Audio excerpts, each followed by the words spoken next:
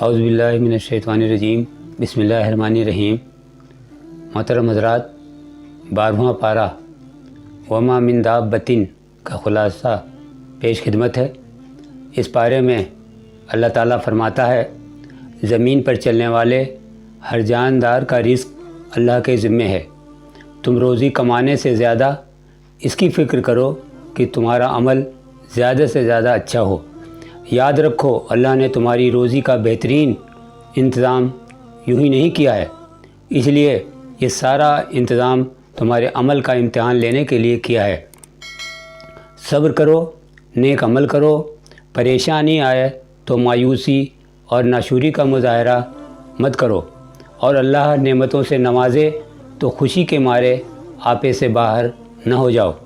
آخرت کے لیے جینا سیکھو۔ جو لوگ صرف دنیا اور دنیا کی رونقوں کے لیے جیتے ہیں، ان کو جو بھی ملتا ہے وہ یہی مل جاتا ہے۔ آخرت میں ان کے لیے آگ کے سوا کچھ نہیں ہوگا۔ اللہ کے راستے سے لوگوں کو روکنا اور اس میں ٹیڑھ پیدا کرنے کی کوشش کرنا صریح ظلم ہے۔ اس ظلم کا ارتکاب وہی کرتا ہے جو آخرت پر ایمان نہیں رکھتا۔ ایسے مجرم اللہ کی پکڑ سے بھاگ نہیں سکیں گے۔ دوسری طرف وہ لوگ ہیں جو اللہ پر ایمان رکھتے ہیں، نیک عمل کرتے ہیں اور اپنے رب کے ہو کر زندگی بسر کرتے ہیں، ان کے لیے ہمیشہ ہمیش کی جنت ہیں۔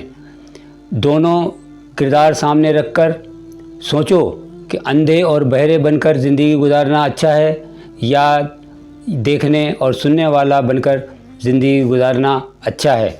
اللہ کے رسولوں کی تاریخ پڑھو۔ ان کی بنیادی دعوت پر یہ ہوتی ہے کہ اللہ کے سوا کسی کی بندگی مت کرنا، ورنہ دردناک عذاب کے لپیٹ میں آ جاؤ گے۔ وہ اپنی قوم سے اپنی دعوت کا کوئی صلہ نہ مانگتے تھے، وہ اپنی قوم کی گالیوں کی پرواہ نہ کرتے تھے، وہ اپنے پیغام پر کامل یقین رکھتے تھے، وہ اپنی قوم کے لیے جامع طالبات پر دھیان نہ دیتے تھے، وہ ایمان لانے والوں کو عزت و احترام کے ساتھ اپنے سے قریب رکھتے، خواہ وہ لوگ ان کی قوم کی نظر میں کتنے ہی بے وقت ہوں۔ ان کا اللہ کی مدد اور نصرت پر مکمل بھروسہ ہوتا۔ وہ لوگوں کے تمسخر اور ہنسی کو خاطر میں نہ لاتے، اس خیر خواہی اور یکسوئی کے ساتھ اپنا کام کرتے رہتے۔ نوح کے واقعے سے سبق لو، اور ان کے بیٹے نے کفر کی راہ اختیار کی اور کافروں کا ساتھ پکڑا تو رسول کا بیٹا ہونا اس کے کام نہیں آیا، اور وہ بھی کافروں کے ساتھ سیلاب میں ڈوب گیا۔ اللہ کے یہاں کوئی رشتہ داری کام آنے والی نہیں ہے۔ ہر شخص کو اپنی آخرت خود بنانی ہے۔ دنیا کے ہر سرکش، ہر ظالم اور ہر مجرم کے لیے نبیوں کا پیغام عام ہے کہ اللہ کی نعمتوں پر غور کرو، اپنے رب سے اپنے گناہوں کی معافی مانگو اور اپنی روش بدل کر اس کی طرف پلٹ آؤ۔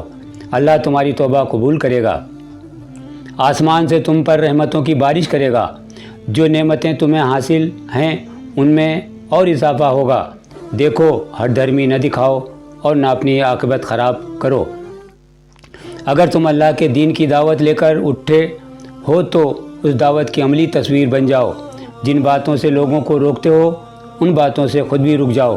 لوگوں کی اصلاح کے لیے اپنی ساری توانائیاں نچوڑ دو۔ تمہیں کامیابی بھی ملے گی، اللہ کی توفیق سے ملے گی۔ اسی پر بھروسہ رکھو اور اس سے لو لگاؤ۔ اللہ تمہیں توبہ کی توفیق دے تو اس کے حکم کی تعمیل کرو اور سیدھے راستے پر جمے رہو۔ حدود کا خیال رکھو، اللہ کی نگرانی کا احساس رکھو اور ظالموں کی طرف ذرا بھی نہ جھکو، ورنہ ان کے ساتھ تم بھی آگ کی لپیٹ میں آ جاؤ گے۔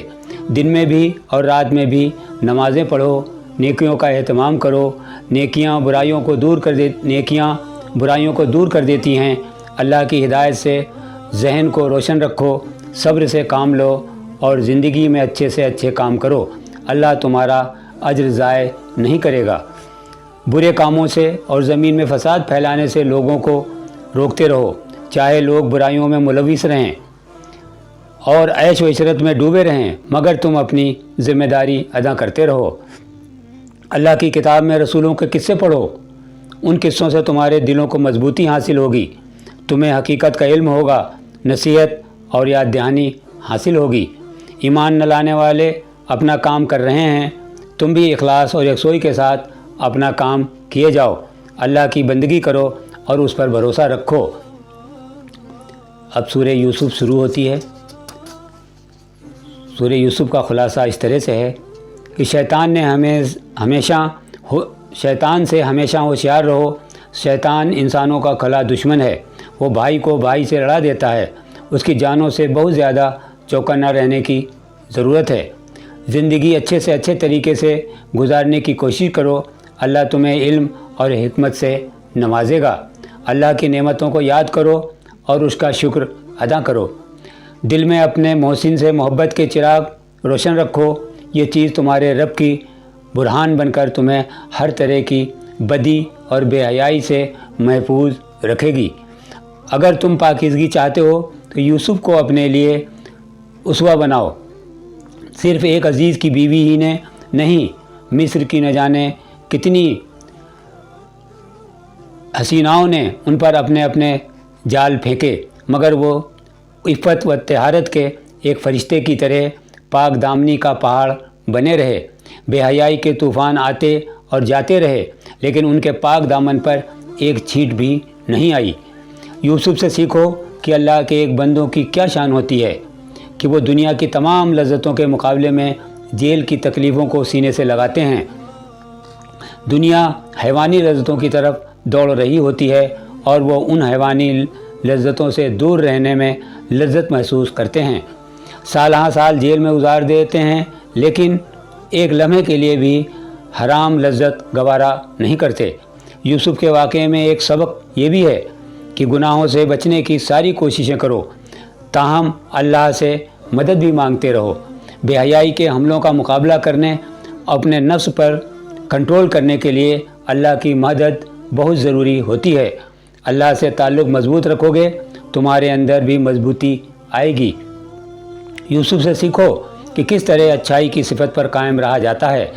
तुम्हें सख्त से सख्त आजमाइशों से दो चार होना पड़े, जब भी तुम्हारे हुस्न सीरत में कोई फ़र्क ना आए, तुम हर हाल में और हर जगह मोहसिनीन की शान पर कायम रहो। यूसुफ से सीखो कि जो लोग अल्लाह के दीन की दावत लेकर उठते हैं, वो कभी अपने काम से गाफिल नहीं होते। हालात की सख्तियों में भी वो दीन की तालीमात आम करते हैं। अल्लाह के साथ शिर्क करना तुम्हें ज़ेब नहीं देता। अल्लाह ने तुम्हें किसी और की बंदगी के लिए नहीं पैदा किया। यह अल्लाह का बहुत बड़ा फ़ज़ल है। उस फ़ज़ल पर उसका जितना शुक्र अदा किया जाए कम है, लेकिन इंसान नाशुक्री पर तुला रहता है। वो इस फ़ज़ल पर अल्लाह का शुक्र करने के बजाय अल्लाह के साथ दूसरों को शरीक ठहराने लगता है। अक़ल से काम लो और सिर्फ़ अल्लाह की बंदगी करो। यूसुफ की बेलौसी और खैरख्वाही को देखो। जिन लोगों ने इन्हें बरसों जेल की मुसीबतों में रखा, उनको कितने खलूस से समझाया कि वो बरसों की कहत साली से कैसे राहत पा सकते हैं। 12वें पारे का खुलासा पूरा हुआ। अल्लाह ताला से दुआ है कि इसमें जो बातें फरमाई गई हैं वो उन सब पर हम लोगों को अमल की तौफ़ीक़ अता फ़रमाए।